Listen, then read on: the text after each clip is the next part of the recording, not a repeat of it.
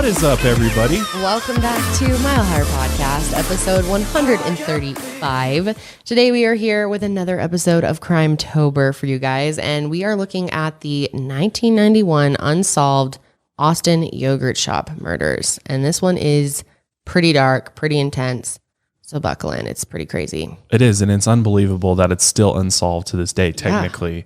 I mean, you would think with, it wasn't that long ago. If you think about it, 20 years or so is really not that long ago for, there's still technology and things like that. DNA profiling has been done in this case, and still we don't know for sure who committed these yogurt shop murders. It's actually a really crazy story. So yeah, there's over 50 false confessions in this case. So which is just always, one.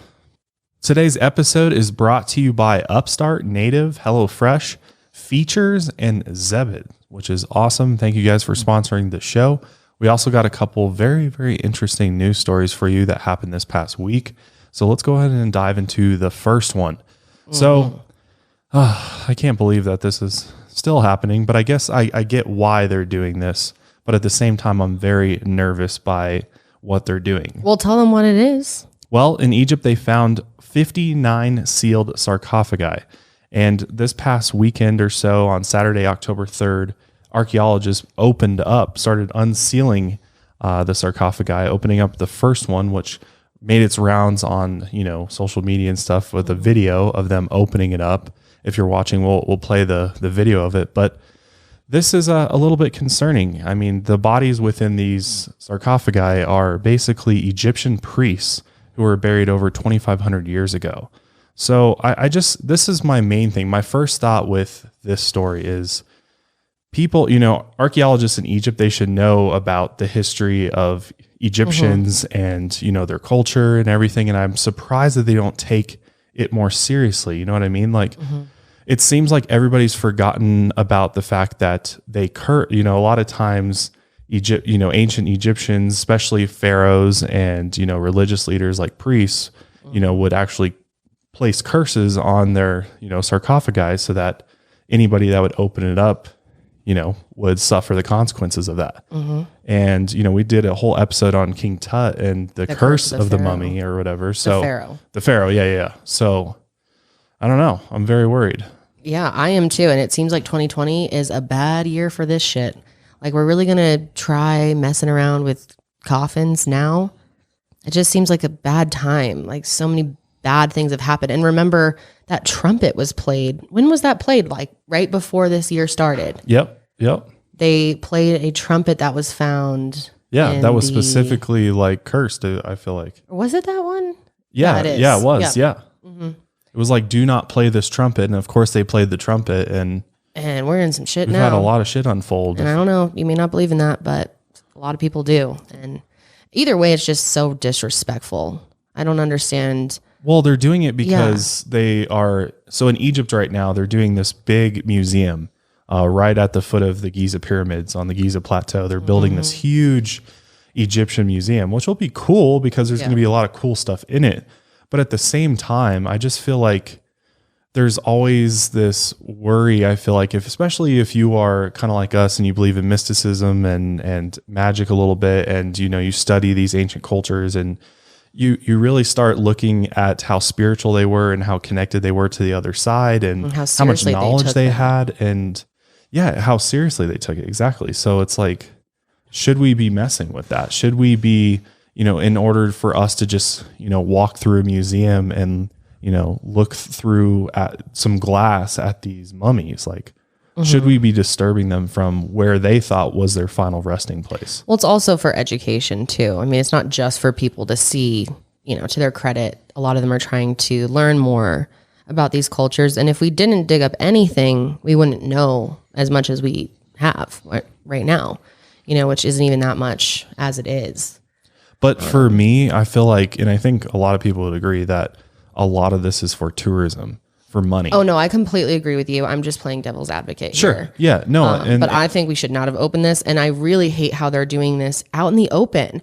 I thought they would do this in a hospital somewhere, or like a sealed room with a few experts and it's super sanitary. What's up with all these cameras and people and phones? And it's in the middle of the coronavirus. I mean, I guess we don't have to worry about infecting the mummy, but I don't understand why it looks like a bunch of paparazzi. Imagine if you're the person in this coffin, not that they can see it, but maybe they can from the other side. Who knows? Maybe their spirit is looking down on this. Like, what the fuck? People are opening their coffin and there's a bunch of pictures being taken. It goes viral. Yeah. And it seems like the general, feedback from the internet has been bad. Most people are like, why are we still doing this? It's so disrespectful. And I think the way that they're doing it too, like I said, is just, it's so exploitive. It really is. So yeah. It's for media attention. I mean, they flat out said that, this is all going to be in the museum. So, they're trying to get people to come back to Egypt and, drive the economy and stuff, which I get. Obviously your history of your country is a huge part of your tourism. I mean, that's the same way for many countries out there. But at the expense of ancestors? Right, exactly. Maybe that won't go so well in I the just future, feel like karma. I mean, I think about that type of stuff, and I would take that seriously. Well, how much is there to learn from a 2,500-year-old, basically mummified body? Well, I'm sure there's a lot to learn. If there was an archaeologist here, they'd probably be like, there's quite a bit you can. Well, yeah, but I mean, how many mummies have we cracked open over the years? From different times, and there was different styles, and we learn new things all the time. My thing is just like, I think as an archaeologist, you would have more respect for the ancient cultures and I agree, and the ancient texts, and you would understand that part of this is not disturbing it, and there's a reason why they're buried with all these things, and they're put in these tombs, not so that we can go dig them out and open them up and then put them on display like it's the circus or something. Like, yeah, that's what needs really to gets be me. Yeah, there needs to be more respect there, because they, if anything, maybe leave them in their resting place and bring people to it and allow them to view it from. I don't know. They're all going to end up cursed then. Well, but maybe the whole, maybe the entire tomb's not cursed. I mean, that's the thing is, like, I think opening the physical action of opening a mummy out of their sarcophagus there's something wrong with that, in my opinion. I completely agree with you. And I think, unfortunately, a lot of these archaeologists, and probably not all of them, but there's always good and bad people out there. I think a lot of them are in it, obviously, for the money, and they've completely separated the fact that these were spiritual people. And I think they see them just as archaic, and anything they believe is kind of, bullshit anyway. And I'm sure a lot of them don't believe in the curse or think it's stupid. And no, I would say probably the majority, especially of the Egyptian antiquities department. I mean, we've talked about, different theories about how the pyramids were built and stuff. And most of the people that work in the government entities within Egypt completely don't even consider the fact that there could have been external forces or, something beyond our understanding, that technology even that the ancient Egyptians had in order to help them build the pyramids. A lot of them fall in line with kind of that mainstream narrative of, it was the Egyptians and they had sleds and ramps, whatever, and they, drug these giant stones across the desert and up the sides of these pyramids and built these pyramids, which could have happened. I'm not saying, I don't know. I mean, it could have happened, but I just feel like there's, as a whole, a lack of respect for ancient cultures and ancient history, just across the world, even in other countries. I feel like, there's a reason why these people followed these ideas and rituals, and there's a reason for it. I don't think it's just all made up bullshit because they didn't know anything else. They didn't understand science or whatever. People are always like, oh, they didn't know the science that we know now. So obviously all their beliefs and their, belief systems were bullshit. But I think a lot of people think old equals stupid. Right. And what I've learned is that that's the opposite. I think what we should be doing is returning to these, ancient cultures and civilizations and really taking a look at their belief systems and maybe trying to modernize them and try to figure out maybe there's still some connection there between, our world and their world. I think there is. I always forget how to pronounce this. I think it's Ayurvedic medicine. Am I saying that right? I don't know. But their whole medical system is very interesting. And I think a lot of people could benefit from learning about that and their body types. It's like dosha, pitta, and I can't even remember the other one. But yeah, there's so many things that we can learn from them and that they were doing that we might be doing in a shittier way than they were, Yeah. Like, I don't know why we cancel out, especially because they were doing that for so long, longer than we've been doing anything, You know, they've been following certain rituals and had certain beliefs for over thousands of years versus, you know, however long we've been.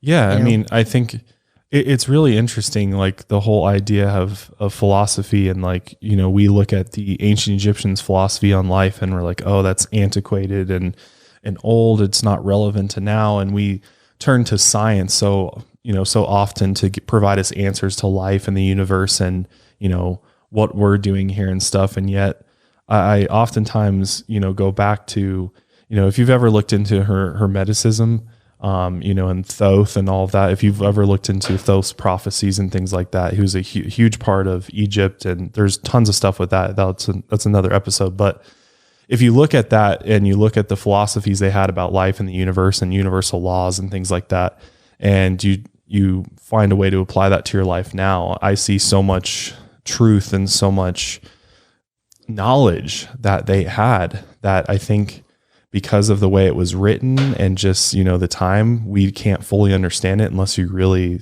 like dive into it. Mm-hmm. And so we just kind of dismiss it as, okay, this was the past, this is old, this is ancient, there's no relevance here. I mean, we just have so much ego. We think we know everything now, and everyone before us. Well, and it's just like, and that's how scientists and most archaeologists are, is they're like, we only know what we can prove, and then everything else doesn't exist, is not, you know, there's no truth to it whatsoever. It's all fables. Yeah, I wonder what they would think about that curse of the Pharaoh, because they say it's bullshit. You Google but there's it. a lot of people that died, so it can't just be bullshit. Yeah, maybe it is. I worry though, especially opening, you know, coffins of Egyptian priests, spiritual leaders and stuff. I'm like, ooh. Yeah, dude. Be careful. Yeah, this is not the year to do it. And I definitely wouldn't be this guy leaning over the mummy's body with no mask on. What are you doing, dude? That's so gross.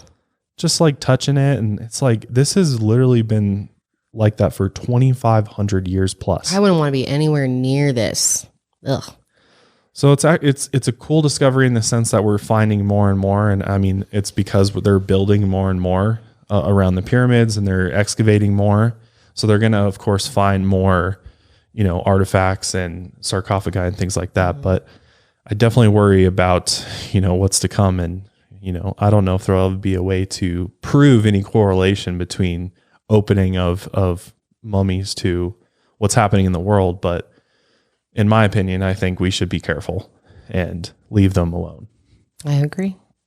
Let us know what you guys think in the comments. So the next story we got for you is about a group of individuals who were recently arrested for an alleged domestic terrorism plot to kidnap Michigan's governor, Gretchen Whitmer. The reason why we're hearing about this now is because the FBI has actually been doing an ongoing investigation on this particular group of people who are definitely against the Democratic governor. They're not fans of her whatsoever. They're very upset with her about how she's been handling the pandemic in Michigan. And one of the specific reasons for disliking her so much is because they didn't like how she was controlling the opening and closing of gyms. Oh my God. It's a bunch of guys, basically, a bunch of guys in this group, and they have extremist views about politics and things like that. They're definitely on one side. And their scheme allegedly included plans to overthrow several state governments that the suspects believe were violating the U.S. Constitution, including the government of Michigan and Whitmer. And the FBI became aware of it in early 2020 through a social media group of these individuals. And they basically planted an informant into the group, and this informant started gathering all the information, recording audio conversations that they were having, and their plans were pretty crazy, that's for sure. So during one of the audio recorded conversations, one of the leaders of this group allegedly said he needed 200 men to storm the Capitol building in Lansing and take hostages, including Governor Whitmer. Did he actually collect 200 men? They had a pretty large group of people. I don't know the exact number that they had, but that was their goal. They were in the process of planning this, coordinating it, and basically they wanted to take the governor hostage and then try her for treason, which to me in their own little trial doesn't make a whole lot of sense. Dude, these people need help. This is so ridiculous. I'm surprised this doesn't happen more often though. There's so many, people like this on both sides, just extremist, that I'm surprised this doesn't happen in politics more often. Yeah. Or maybe it does, but the FBI just, doesn't. There could be ongoing investigations on many groups out there that they just haven't shared yet. There could be a reason they wanted to tell us about this one specifically, or maybe the governor wanted to talk about it, which she did. Yeah. She spoke about it. She knew about it. Yeah, because she knew that this was happening. She knew the threat was there. The FBI obviously told her about it. And because they were watching her for a while. Yeah, they would go to her vacation homes and stuff. They were stalking her pretty much. I mean, they were getting very close to, I mean, their plan was to do this before the elections in November.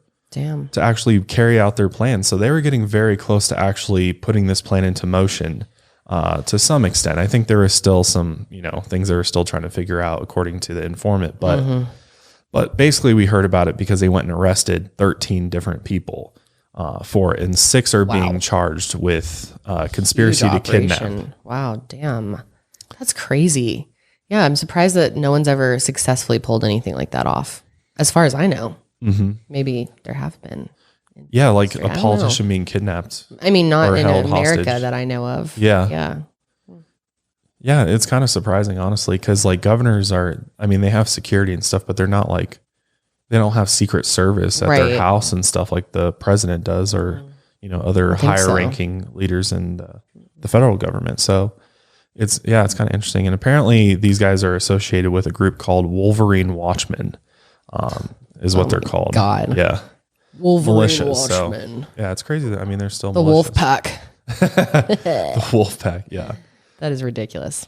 So the Michigan Attorney General actually said something pretty interesting. They said the individuals in state custody are suspected to have attempted to identify the home addresses of law enforcement officers in order to target them, made threats of violence intended to instigate a civil war, and engaged in planning and training for an operation to attack the Capitol building of Michigan and to kidnap government officials, including the governor of Michigan. That was all information they obtained through this informant who infiltrated their group. And of course they're on, Facebook talking about this. Right. And like how seriously are you going to go? Yeah. It's just like, if you got these crazy plans, why are you putting it out on social media? Like that's the last place. Damn. We just were talking on the sesh. If you haven't watched our new podcast, me and Janelle, she doesn't have a mic today because it's broken, or the camera's broken. Something's broken.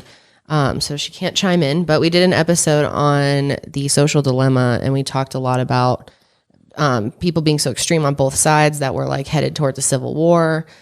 Well, I think there's just, I think a lot of the division is the media's fault too, like the media and just the internet in general, and, people being able to anonymously attack other people online about your beliefs or whatever. And it's created, the internet and social media has created so much division within our world that people, with differing beliefs can't even have a face-to-face conversation anymore. Cause it's just, it's so toxic. It's really, really bad. Really it's toxic. Just like, it's gotten so bad. But would it get to a point where we'd take up arms and just start like attacking each other? Right. Like we're fighting on the internet from our couches. And it's like, is it really are enough people going to actually be able to make the whole country get into a civil war? No. Do enough people care outside of their day-to-day life to like want to fight for their country or fight for their side?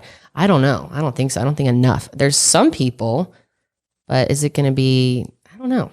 I'd like to know people's thoughts on that, because that's been something that I've seen floating around a lot lately, is the idea that, or like martial law is enacted. And it's maybe something like that. Yeah.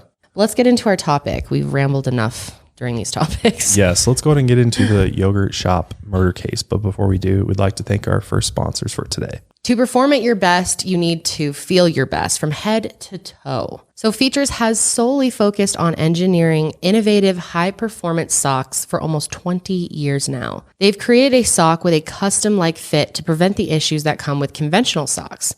No more bunching, slipping, friction, or blisters. I am even wearing some right now. They're very comfortable. I am wearing a pink pair, and they fit me absolutely perfectly.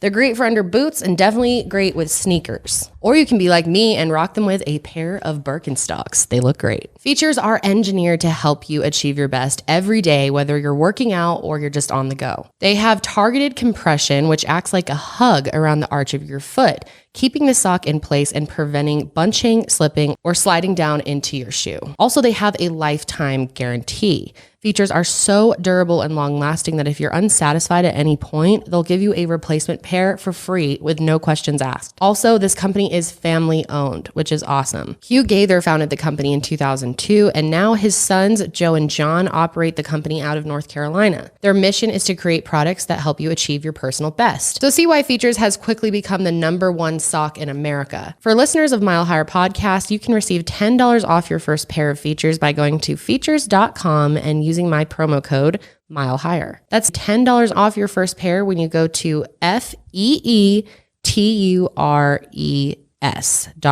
and enter promo code Mile Higher at checkout. That's features.com and use our promo code Mile Higher to get $10 off your first pair of Features. It feels like the holiday season sneaks up on us earlier every year.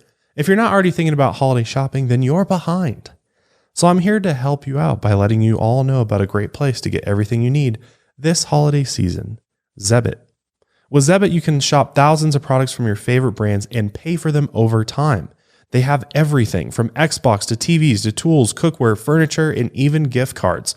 Something for everybody. And Zebbit gives you the option to pay just a portion of the price at checkout, with the rest spread out over time in easy, achievable payments. So check this out. If you wanted to get a 55-inch Samsung TV, it would cost you, say, $2,000. Well, with Zebbit, you only have to pay about 20-25% at most. So when you go to checkout, that's the only money you owe at the time of purchase. After that, you can work out a payment plan with Zebbit in order to pay off the rest of the cost over time, so you're not killing your budget all at once. Plus, with Zebbit, there's no cost to join, no hidden fees, and no gotchas. With flexible payment options and an amazing marketplace, Zebbit is the best place to start the holiday shopping season. Get a head start on your holiday shopping. Sign up to shop on Zebbit today at zebbit.com/milehigher. That's ZEBIT.com/milehigher. Zebbit.com/milehigher. Okay, so the yogurt shop murders. This case takes place in the early 1990s in Austin, Texas, which at the time was a relatively small college town, and violent crime was pretty rare. Parents didn't think twice about their young teenage girls being out on their own or even working and closing a store by themselves late at night. This just wasn't something that people were thinking about. Austin is the state capital. It's located in Travis County in central Texas. And in 1991, it had just over 475,000 residents compared to the population of over 2 million today. It's gotten very popular. There were two 17-year-old girls who were best friends, and they were named Eliza Thomas and Jennifer Harbison. They were working at a small yogurt shop in the North Cross Mall, and this was a strip mall in Austin, and the shop was called I Can't Believe It's Yogurt. It's kind of like I can't believe it's butter. It's not butter. Oh, yeah. The whole thing. It's not butter, right? I don't even know if that was around back then. Maybe. I think it was. It's been around a long time, I feel like. Can't Really? believe it's not butter. Yeah. Yeah, they've had that a long time. So on Friday, December 6, 1991, Eliza and Jennifer were working the night shift together at the yogurt shop. Jennifer's sister was 15-year-old Sarah Harbison, and that night she was hanging out with her friend, 13-year-old Amy Ayers. Sarah and Amy had planned to head to the shop later, and then the four girls were going to have a sleepover that night. The girls had met through Future Farmers of America, which is an organization that supports agricultural education. And the girls all raised farm animals and spent a lot of time together at FFA events. And Jennifer and Sarah were very close sisters. Jennifer had recently graduated and was a member of the track team. She had a pet cat that she adored. She loved to hang out with her friends, and she also enjoyed spending time with her boyfriend. Sarah was very active. She played volleyball, basketball, and she was a junior varsity cheerleader. As a freshman, she was also on student council, so she was pretty busy. Eliza was a senior and an active member of the Catholic Church, and she was also really close with her sister, Sonora. Amy was the youngest of the four. She was in 8th grade and had begun riding horses from a very young age. She loved animals and she loved country music. So between 9:30 and 10 o'clock that evening, a man named Daryl Croft came into the yogurt shop with a few friends. I have never seen Daryl spelled that way. Yeah, it's Dearl. It's like Daryl. Dear L. Yeah. Daryl. Is that how you say it? Or is it Daryl? Daryl. Not Daryl. I don't know. Maybe it is Daryl. Daryl? I don't know. The world may never know. Yeah. Daryl. So Daryl was a former military policeman. And in the early 90s, he owned a security company and he drove a car with lights on top that looked like the lights on police cars. You know, a lot of security people drive cars that look similar to cop cars. And when he pulled up, a man inside the shop noticed the car and seemed agitated by it. He had been telling other customers to go ahead of him in line and waited for Daryl to come in. The man approached Daryl and asked him if he was a cop, pointing at his car.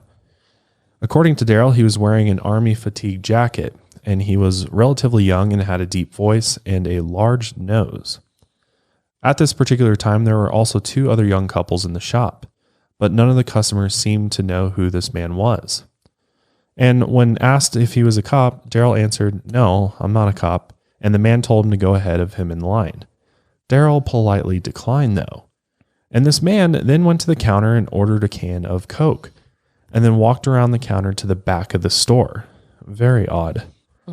To order a soda too at a yogurt shop. That's kind of a strange thing to go into a yogurt shop to get. Yeah. Like unless you're with kids or something and they're getting that and you just order a soda. It's kind of strange. Yeah, it's very, very strange. Daryl then stepped up to the counter to order. Eliza was waiting at the register and he asked her where that man had gone. She said she had let him go in the bathroom, which is in the back of the store. And I think Daryl's kind of police senses and his experience was kind of, giving him some intuition that something wasn't quite right about his interaction with this man. He then waited to see if he would return from the bathroom, but after a few minutes, he decided to leave. An older couple came into the yogurt shop after Daryl left, and when they were in the shop, they noticed two men sitting together in a booth. One of the men had lighter hair and was in his late 20s or early 30s and was about 5'6". The other man was bigger, and both men had oversized coats with them. And these men also seemed agitated, just like that other man, and they were acting a bit strangely. The older woman felt uneasy, and the couple left shortly after arriving around 10:45. Which, this is pretty late for a yogurt shop to be open, don't you think? I guess. I don't know. I mean, I guess we used to go to a yogurt shop that was open pretty late. Yeah. In high school. Late. Yeah. 11 o'clock, 12 o'clock though.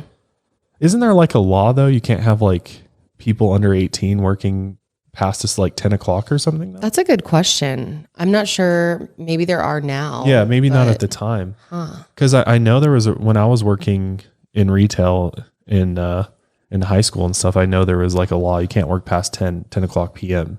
So it's interesting that these two were working, past 10 o'clock to almost 11 o'clock.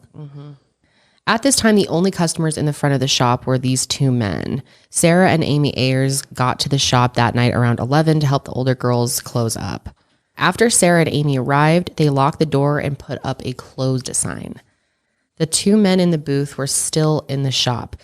Their policy was to lock the door after 11 p.m. so that new customers wouldn't come in, but customers could, stay inside until they were done. Around 11, the no sale button was pushed on the register, meaning that the cash register was opened, but there was no sale taking place. And then somewhere between then and midnight, all four girls were forced into the storage area in the back of the shop. They were stripped of their clothes, completely naked. Sarah's hands were tied together behind her back with a pair of underwear belonging to another one of the girls, and she was gagged with an item of clothing and then raped. Eliza's hands were tied behind her back as well, and she was also gagged with her clothing. Amy had a cloth tied around her neck. She was strangled and raped. The girls were forced onto their knees and shot in the back of the head, execution style, and their bodies were stacked up on top of each other in the storage room. The first bullet had missed Amy's brain, so at some point she was shot again with a .38 caliber gun. Yeah, because the other bullets that were shot was actually from a .22 caliber. So there were two different types of guns that were used in this execution style killing. So scary. It's really, really sad too, because Amy, the first shot to her did not kill her. So she was still alive in some capacity, and to go through, all of that to then be shot again for a 13-year-old girl is just extremely sad. Yeah, it's really unfathomable. But the second bullet hit her brain and exited out through her cheek. Now, of course, because there were 2 guns used at least, that probably means that there were at least 2 killers. Because why would somebody use one gun? You know, if it was the same person that killed all of them, why would they use 2 different guns? I mean, maybe they just had 2 with them or had one as backup. I don't know. Yeah. About $540 was stolen from the register, but a bank bag under the register with money inside was not touched. Because I think first things you think about is robbery. Like this was an armed robbery. They cased the yogurt shop to then steal money. Money could they possibly have at a yogurt shop? Not much. I mean, maybe $1,000 or $2,000 in cash. Maybe. And also, if you're planning to, you know, most armed robberies don't end in execution style killing, especially of teenage, you know, that's a good girls. Like, I mean, it doesn't really fit the profile of an armed robbery on first glance. That's for sure. And then what the killers did next is just shocking. They poured lighter fluid over styrofoam cups, lit them on fire, and then tossed them in the back room. They then ran out a back entrance, assuming the fire would cover up any evidence that they left behind. The key to the front door of the shop also was never removed. The last customers inside the shop had obviously murdered the girls. Around midnight, an officer on patrol near North Cross Mall saw smoke emanating from around the strip mall. And then he saw that I Can't Believe It's Yogurt was engulfed in flames. He then called in the fire department, and almost 50 firefighters arrived within minutes. The firefighters rushed inside the shop to put out the fire using high-powered fire hoses to control the flames using hundreds of gallons of water. And none of them thought that they would be stumbling upon a gruesome murder scene. So there was absolutely no effort to preserve any evidence. Because at first thought, you know, you see a restaurant or, you know, a place like this on fire, you think something in the kitchen must have happened. This is just a kitchen fire. So that's what they're, you know, going in thinking. And unfortunately, this wasn't the case. So once inside, one of the firefighters went to the back of the shop to check out the storage area, and that's when he saw a foot sticking out of the doorway. And that's when he discovered the bodies of 15-year-old Sarah, 17-year-old Jennifer, and 17-year-old Eliza. That's so sad. And in interviews that I saw, they literally had no idea that they were in there. Like at one point, they said that they might have even been stepping on top of them when they first went in because they had no idea that... I mean, that's like the last thing that you would think to find in a yogurt shop, I feel like. Why though? It's so weird. Why wouldn't people be in a yogurt shop? People run the yogurt shop. I'm saying murdered individuals in a yogurt shop. Well, if it's on fire, wouldn't you be like, let's check for people? Yeah, that is true. Before stepping on them? Yeah, that is true. That's a good point. Which I guess we don't even know for sure if they actually did that. Or you said you heard it in an interview. They said, one of the firefighters that responded to it said that they couldn't see the ground and stuff. I mean, they're going in, there's smoke everywhere, so can't really. I guess. Within a few minutes of finding the other girls' bodies, they found 13-year-old Amy lying near the bathrooms. Amy was still alive, but barely.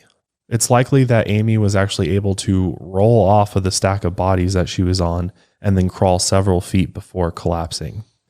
Amy had severe burns over 25 to 30% of her body, and she died shortly after being found. Oh, damn. That's so sad. Eliza, Sarah, and Jennifer were stacked in the storage room. Their bodies were blackened from the fire, and their skin was burned nearly to the bone. One of the girls had an ice cream scoop placed between her spread legs. What? Oh, my God. That is disgusting. I mean, we know that they were raped, and they were clearly sexually assaulted as well in other ways. So it's just... That is so disturbing. It really is. Jennifer ended up next to the two other girls on the floor. Her body may have fallen when Amy pulled herself down, or the high-powered fire hoses used to put out the fire could have knocked her body down as well. So they kind of unraveled from the stack. So we know that at least 2 of the girls had been raped because there was a DNA sample done for Amy through a vaginal swab. And there were also 5 hairs found on the girls' bodies or clothing. The case really erupted in the media and became one of the most high-profile cases in Texas history. Yeah, I mean, obviously, this is insane. Like, you never hear about something like this happening. Mm-hmm. I mean, a bunch of teenage girls closing down the yogurt shop for the night, like in a place where this, something like this had never really happened before. I mean, it's a relatively safe place, and all of a sudden 4 girls are dead. Yeah. And the residents are feeling super panicked as well because this person is still on the loose, or these people. Yeah. They got away. Yeah. Are they going to do this again? Do you have to worry about your daughter or maybe even your son who's working out at night, closing stores? Right. I would be scared. You never know if this is going to turn into like a serial offender where they start going to multiple places. And I mean, we were kind of talking about this earlier before, but like the whole idea of, if you go into especially like a restaurant or somewhere where, a fire is not all that uncommon. And, if you commit a murder in a place like that, then, it seems relatively easy to just light it on fire in order to destroy the evidence. It's such a kind of a surefire way to get rid of it all. Yeah. I mean, definitely surefire. Yeah, surefire for sure. But yeah, I mean, honestly, I'm surprised. We're surprised that more people don't do this to destroy evidence, even if it's not in a kitchen or a restaurant. Yeah. Just crime scenes in general. Not that I'm encouraging anyone to do that, but I'm surprised it doesn't happen more often where crime scenes are completely torched or covered in gasoline because that, removes DNA and fingerprints, I believe. Yeah. Or makes it a lot harder to see them. Well, not only that, with the crime scene, and then you light it on fire, then there's nothing left. Well, yeah. And then on top of that, after it's already been burned in the fire, you have firefighters putting the fire out, and the amount of water that gets drenched on it, that destroys evidence in the scene as well. Yeah, I'm honestly surprised that doesn't happen more often. So the city of Austin was totally rocked about this going on. They were just really sad for the family, and all the students at Lanier High School, where the 3 girls had gone to school, were really upset at the loss of their classmates, and everyone just wanted to know what had happened. The Austin Police Department at the time was very small and rarely saw any type of violent crime like this. I mean, nothing like this. There was nothing that they could do about the firefighters and fire hoses destroying the evidence either. But even after they found the bodies, officers involved in the investigation had no training or experience processing this type of crime scene. Detective John Jones was the first police officer to arrive. The scene wasn't locked down, and many potential ways to collect evidence were ignored. Which is the first mistake. I mean, they really should have roped this off and really did a deep dive into it. But I mean, I guess they did do a good search. I don't know. So often these older cases, they just really were untrained. No one looked for fingerprints in the bathrooms, even though they did take fingerprints from the cash register drawer, which I guess is good. I guess they just assumed it was a robbery, and so they looked there. But why wouldn't you check everywhere, Also, they found accelerant on styrofoam cups, but didn't look for traces of it on the girls' bodies. There were also full trash bags from that day, and the officers failed to look for any potential evidence in the trash. Which is like a no-brainer, which right? is huge, because you go back to that strange guy that bought the soda. Right. That's like one of the biggest pieces that we wish we could have more information about, is that Coke can. Like, if we could get our hands on the DNA on that Coke can, maybe we can figure out who's behind this, because obviously that person had some role in this. Most likely. Things that were found in the storage room, such as shelves and mops that were kept in the storage room when the bodies were found, were not actually processed for DNA. They ended up being dropped out in an alley outside the shop and likely ended up at the city dump. So that's really helpful. Items that had been melted by the fire, such as an aluminum ladder, were not kept as evidence either. They were just thrown out. And it almost took 4 hours for the Department of Public Safety crime scene investigators to arrive. During those 4 hours, police officers, firefighters, arson investigators, and paramedics continued to trample the scene. Investigators were quickly connected with Daryl Croft and the older couple who had been in the yogurt shop shortly before closing time. These witnesses described the young man who had gone to the bathroom after buying a single can of soda, as well as the strange men sitting in the booth. On December 10th, 4 days after they were murdered, more than 1,500 people attended a memorial service for Eliza, Jennifer, Sarah, and Amy. The girls' autopsies were sealed by a judge on December 12, 1991. Then on December 14th, 16-year-old Maurice Pierce was brought into police custody. They picked him up a few blocks away from the yogurt shop for having a .22 caliber handgun tucked into his pants.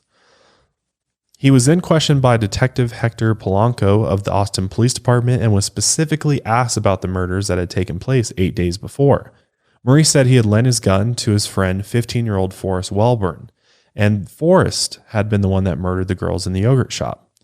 Forrest was then questioned, but he denied that he was involved in any of the murders. He told investigators that he was with Maurice and two other boys, 16-year-old Robert Burns Springsteen Jr.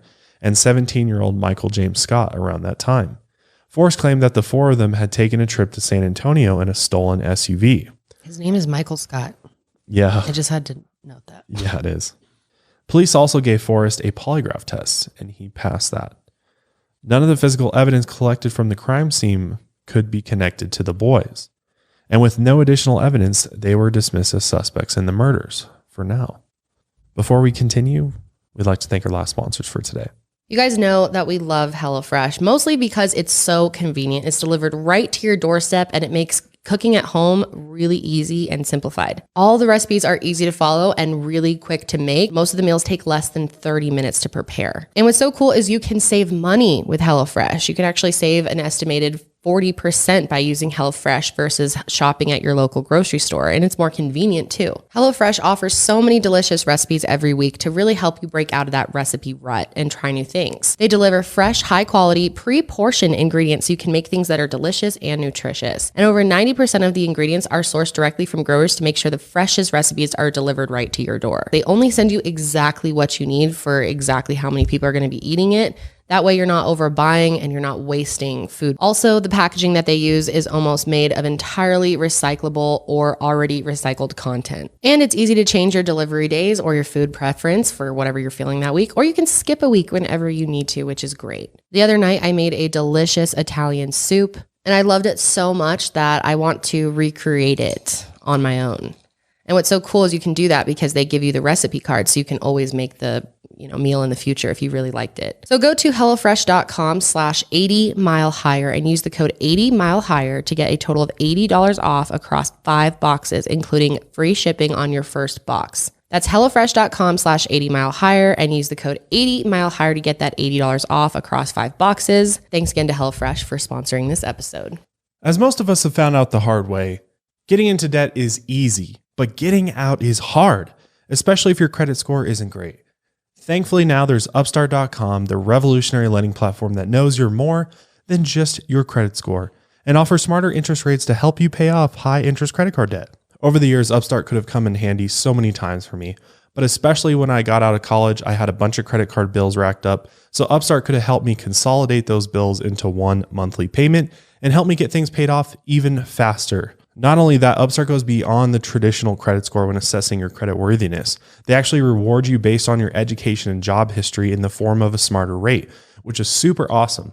Upstart believes you're more than just your credit score. They believe in you. They make it fast, simple, and easy to check your rate. Since it's just a soft pull, it won't affect your credit score. The hard pull happens if you accept your rate. And the best part of all, once the loan is approved and accepted, most people get their funds the very next business day. Over 400,000 people have used Upstart to pay off credit cards or meet their financial goals. Free yourself from the burden of high interest credit card debt by consolidating everything into one monthly payment with Upstart. See why Upstart is top ranked in their category with 4.9 out of 5 rating on Trustpilot. Just hurry to upstart.com/milehigher to find out how low your Upstart rate is.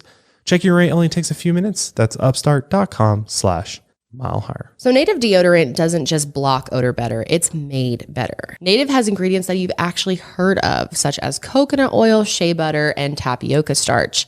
It's also vegan and it's never tested on animals. Most deodorants use aluminum. And did you know that aluminum forms a plug in your sweat glands to keep you from sweating?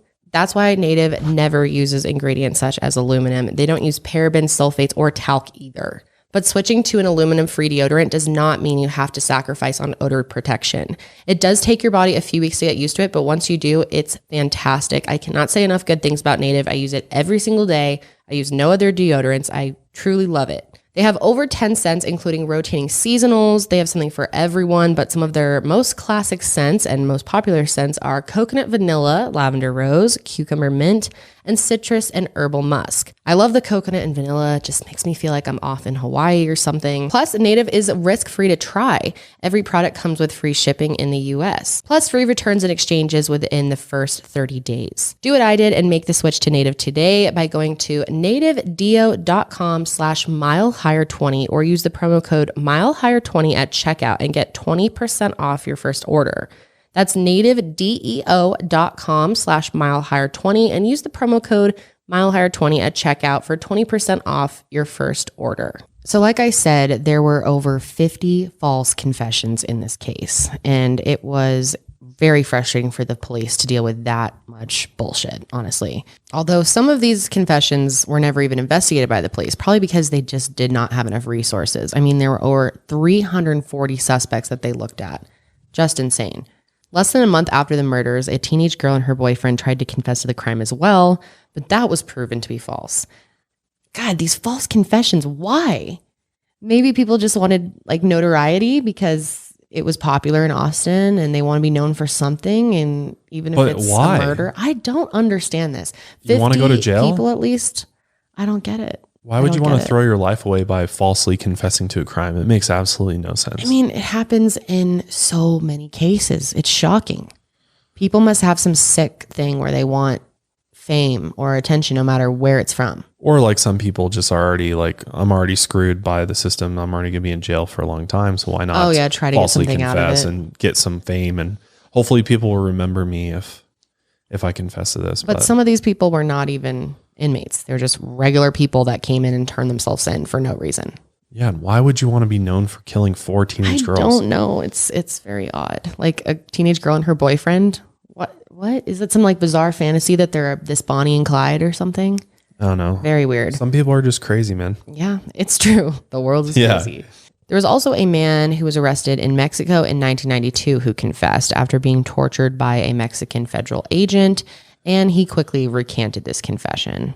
The detective that was suspected of coercing a lot of these confessions, I mean, there's got to be someone here. It's not just people coming forward. I feel like it's clear someone was trying to get anyone they could to fit the mold for this case. Yeah, I mean, they want to, provide justice in some way. And in this particular case, and in so many where there's literally no evidence, there's no trail, there's no leads, oftentimes what they'll do is they'll, try to get people to admit to it, whether or not they're actually guilty of it or not. So Polanco was, suspected of doing that, and he was removed from the case on March 23rd, 1992.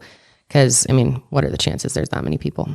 Even after the police continued to receive tips about the murders, the case went cold. In 1996, Detective Paul Johnson of the Austin Police Department took over the case, and he went through all of the case files and started testing evidence. The public and the victims' families were frustrated with the lack of progress in the case and demanded answers from investigators. In early 1999, the bullets in the murders were tested against the handgun that was found on Maurice Pierce in 1991. And the ballistics showed that they weren't a match. So this was huge. And the police believed that Maurice may have suffered from some sort of mental illness. Detective Johnson wasn't convinced that Maurice and his friends weren't involved, and he was determined to prove that they were involved. Back in 1991, Forrest Welburn had said he was actually with Maurice, Michael Scott, and Robert Springsteen at the time of the murders. Though no evidence was found linking them to the murders, Detective Johnson considered them a promising lead. Michael Scott, who is now 25 years old, was brought in on September 9, 1999, and was interrogated for 5 days. After about 20 hours of interrogations, he actually confessed to the murders. During the tape interrogation, Michael said Maurice made him shoot one of the girls in the head. We want the truth, and you know what the truth is. You're having trouble with the memories or flashbacks. You know what happened. You're scared to tell us. I don't blame you. It's a horrible thing what you saw in there. Look, can I tell you what I keep seeing in my head? Tell us what you see in your head. I keep seeing these girls get shot. Right. I remember one girl screaming, terrified. Okay. I don't know if this is real or not, or if this is... Michael, it's real. It's okay. You can present it to us any way you want, but it's real. Mike, look at me.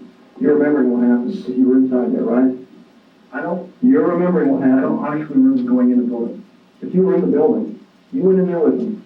I don't believe that, Michael. You do remember going in there. And you know you were in there.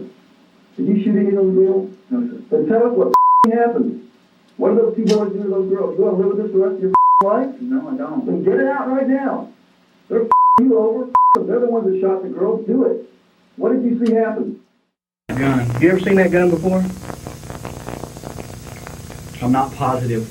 Does that look like a gun you've seen before? It looks like a gun I've seen before, but I'm not positive. Is that the gun you shot somebody with, Mike? I don't. Is that the gun you walked up behind somebody with and shot in the head? Is that the one?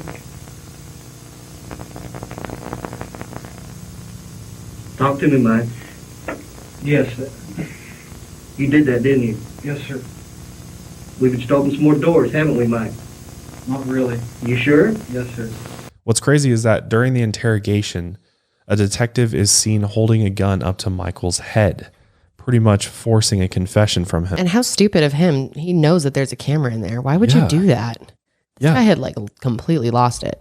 I mean, it's like they obviously felt like these guys were guilty, and maybe they were. I mean, but to put a gun to someone's head to force a confession is obviously not how the system works at all. Yeah, absolutely not.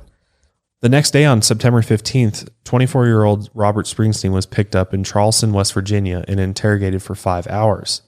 Some of Robert's interrogation was also filmed, and Detective Ron Lara did most of the questioning, along with the alcohol, tobacco, and firearms federal agent Chuck Meyer. And in that video, the detectives are seen yelling at Robert, sometimes within inches of his face. The problem is, we gotta get what are our options? I cannot give you any more truth than I've already given.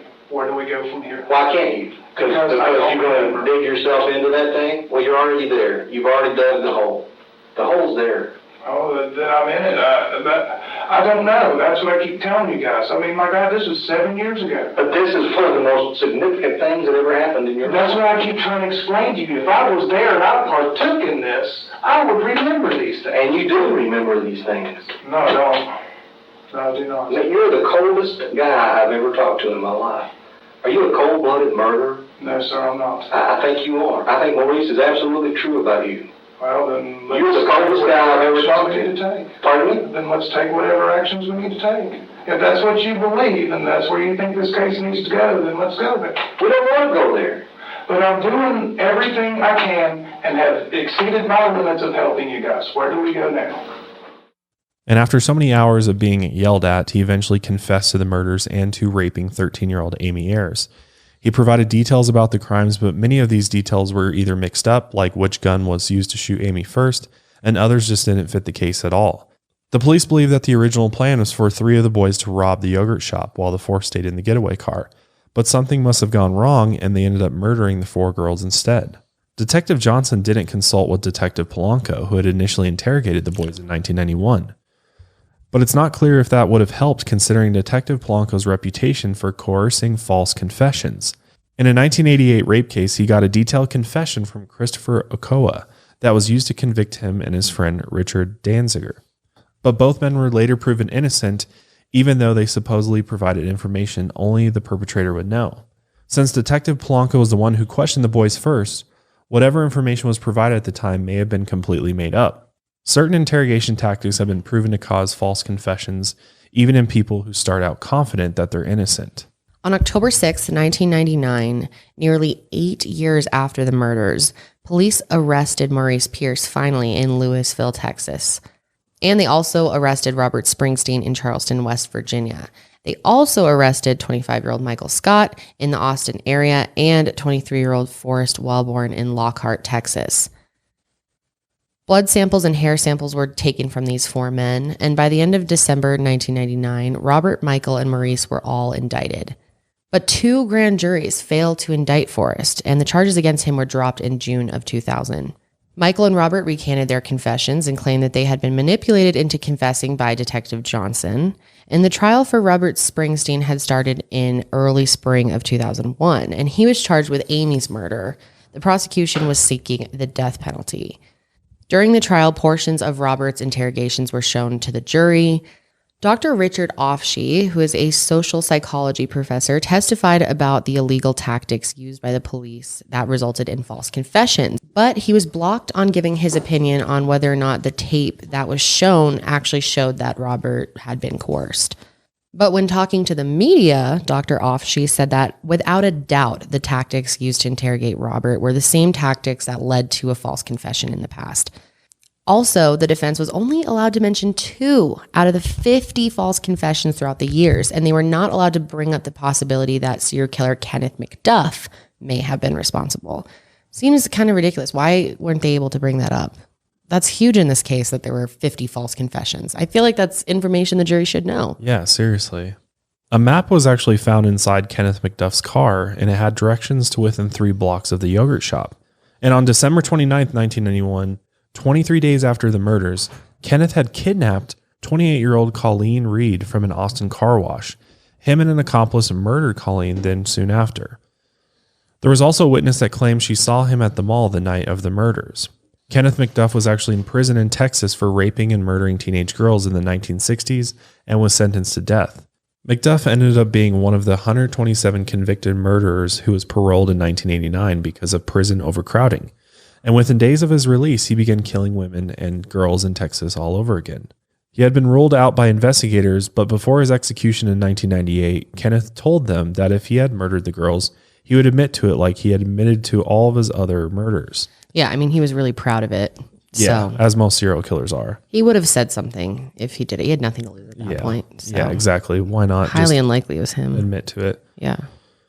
But in the trial, the prosecution was allowed to submit Michael Scott's confession as evidence, though this may have violated Robert's right to cross-examination of all witnesses against him. Jurors were also shown graphic pictures of the murder scene over and over throughout the trial. Oy. And no doubt they were obviously traumatized by these pictures. Several of the jurors even cried or recoiled in their seats when they saw them. Sure, it was horrible. But Robert was found guilty and sentenced to death ultimately. Michael Scott's trial wasn't until 2002, and it went very similarly to Robert's. Robert's confession was also used against Michael during the trial. He was found guilty of murder on September 22, 2002, and sentenced to life in prison. Daryl Croft and the older couple in the yogurt shop on that night of the murders were not called to be witnesses in either trial. That's ridiculous. Just What this the hell? whole thing got botched so Yeah, bad. so bad. From start to finish. So bad. The evidence presented in both trials by the prosecution relied on the confessions each man had made after the hours of interrogations, which is obviously not going to hold up. Maurice Pierce never even went to trial. The charges against him were dropped on January 28, 2003 for lack of evidence. Wow. And at this point, he had been in prison for more than 3 years. Robert and Michael ended up appealing their verdicts, and on May 25, 2006, Robert's conviction was overturned because Michael's confession had been used as evidence from the prosecution.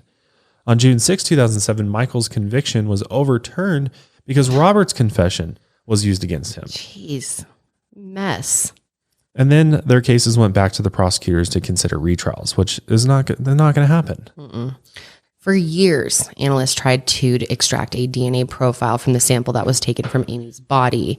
DNA testing made remarkable progress in the recent decades. If you're into true crime, you know this. You know, it's gotten just so much better. And in March of 2008, it was revealed that analysts were able to extract a new kind of DNA strand called Y-STR. I think it's just a Y strand. Yeah. This strand is found in males only and is shared by fathers, sons, and uncles in the family. This DNA did not match Maurice, Forrest, Michael, or Robert, and didn't match any of the males in their families either. Investigators did not rule out the possibility that there could have been a fifth accomplice or that the DNA didn't belong to any of the murderers. In June of 2009, defense attorneys revealed that the same DNA profile was found on one of the other girls, and an expert for the prosecution agreed that both DNA samples were from the same unidentified man that did not match the other 4 accused men. The prosecutors went on to test more than 100 men and came up with nothing.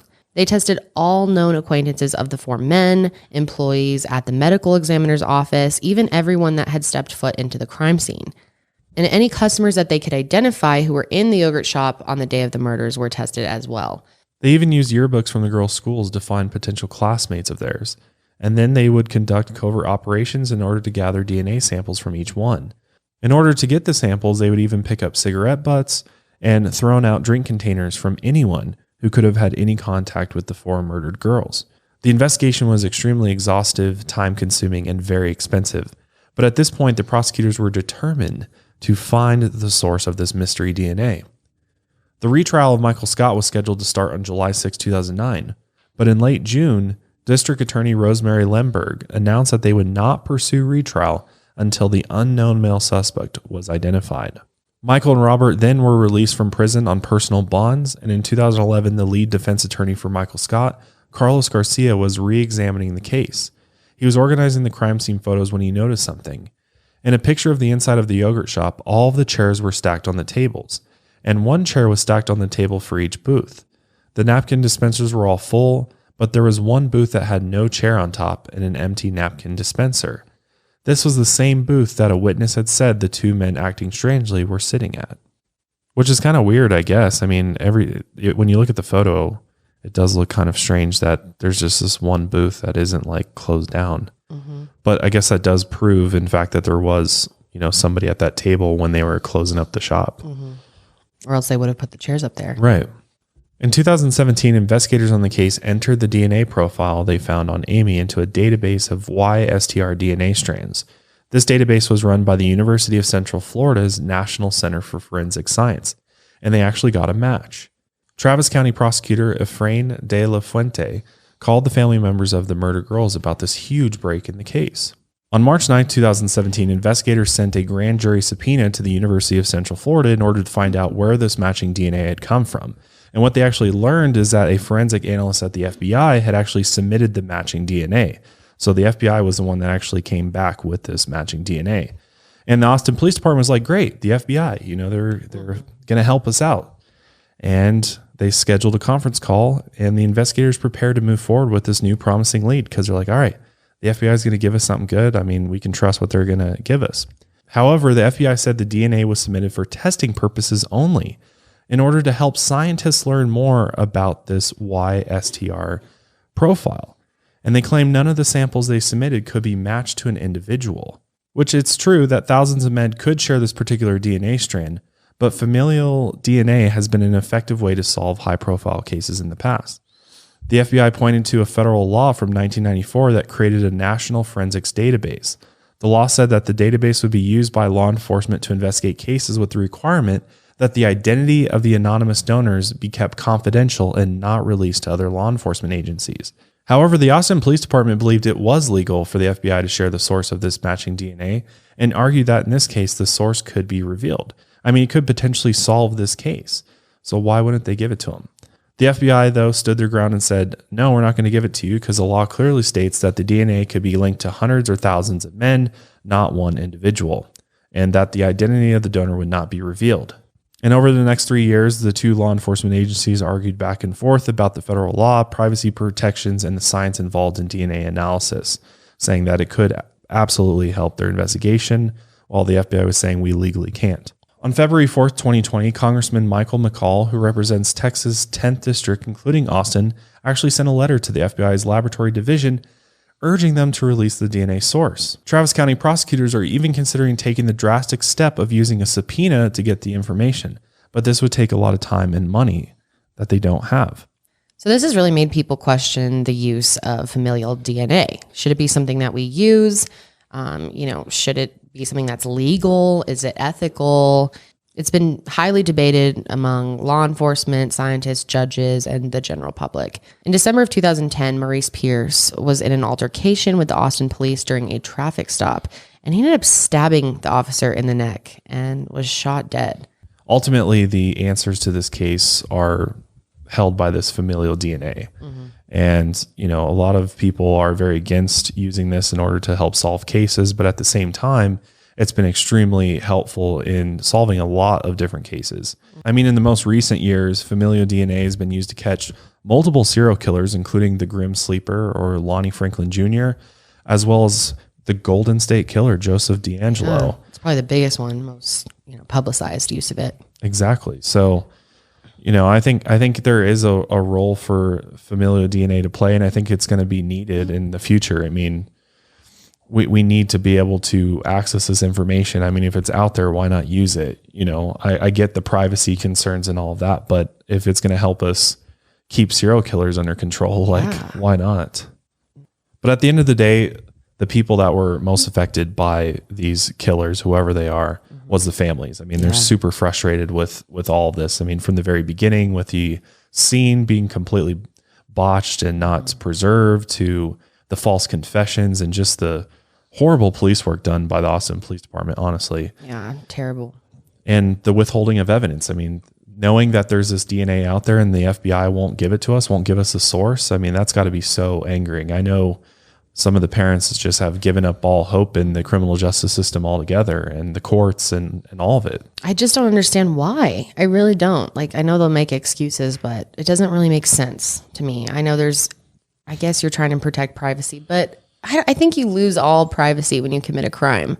If your DNA is found somewhere, why can't that? If it's going to help solve a case, I really don't care about. And if you've got nothing privacy. to hide, what's the big deal of them like police bringing you in to question you about, or at least telling the family the name of the family or something that, you know, the strand matches to. Right. It's weird. Well, the FBI claims that this evidence is not as significant to the case as the Austin Police Department believes, and remains firm that releasing the source of the DNA is against federal law. So, I mean, maybe they just have it narrowed down to like a particular family line. They don't know any more than that. But even that, I mean, the police could work off of that and try to figure out who it is. Do you think they're protecting someone? Possibly. I mean, you never know. There could always be some type of cover up involved in it. But I think I think there's still a chance that it could have been, you know, Maurice, honestly. I think Maurice could have definitely did something like this, and the three other guys. So could they at least confirm if the DNA is in the same family as any of those guys, or did they? No, we don't know any of that. Yeah. We don't. We have no clue. So it could be. And these guys are all out of jail. They're walking free. They're living their life, and they could have been involved in the slaying of these 4 teenage girls. I mean, no one's serving time for it. Nobody's serving time. How sad. Literally, Texas did what nothing. A waste of life. It's super, super sad. Absolutely. Just like right at that age, you know, about to go just into the getting your real life world. started. Yeah. First job. It's terrible. I just don't understand the motive behind this, though. Whoever did it, I'm just like, what was the purpose of this? Why do this at all? Maybe it was just some sick fantasy to like trap 4 girls. Maybe they knew that these 4 girls closed up and it would be an opportunity and they could just, you know, take advantage of them, scare them. I honestly think it was the 4 guys, because if you think about what type of person would do this, if it was 4, you know, young criminals and, you know, they're rolling around with guns, clearly that, you know, if you're rolling around with a gun, it's because you're intending to shoot somebody or, you know, somebody's going to shoot at you. So you're going to return fire to them. The fact that they're walking free, I can't even imagine what those family members feel. But it is hard without solid evidence. That's the thing. There's the DNA that. profile didn't come back to any of them. Yeah. But then again, the scene was so fucked up and there was, you know, a mess. So it could, for all we know, this hidden source of DNA could just be like somebody randomly who is involved or walked through the, you know, happened to touch them. It could be a medical examiner person. I mean, we have no idea. Such a mess. Yeah. It's unfortunate that I don't know if there'll ever be, you know, justice for these 4 girls, which is really sad to think about. But I don't know. You'll have to let us know what you think, though, out there. But we'll go ahead and wrap up today's episode there. Hopefully you enjoyed this episode of the Mile Higher Podcast. If you did, we really appreciate it if you headed over to Apple Podcasts and subscribe to us over there and follow us on Spotify if you haven't already, because if you're only watching us on YouTube, unfortunately, it's not counted into the podcast performance. So we'd really appreciate that. But until then, stay safe and stay woke.